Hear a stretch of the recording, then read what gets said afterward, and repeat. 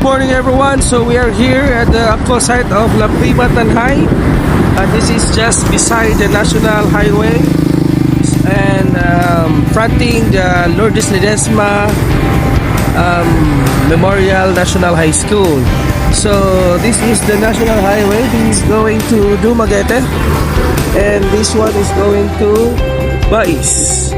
And our site here is just beside the National Highway. So this is the latest update as of today and the latest development.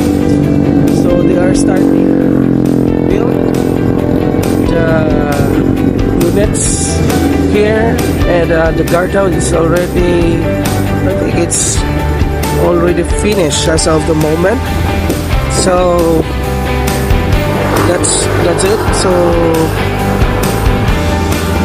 that's the guardhouse. Then that's I think that's the model house for townhouse. Then the other one maybe that's the duplex. Well, let's see in the coming months if what's the progress of this project. And as of the moment, we are accepting letter of intent if you are interested to avail of this property. Stay tuned for more construction updates, and if you're interested, message me and let's talk over the chats. Thank you and have a nice day.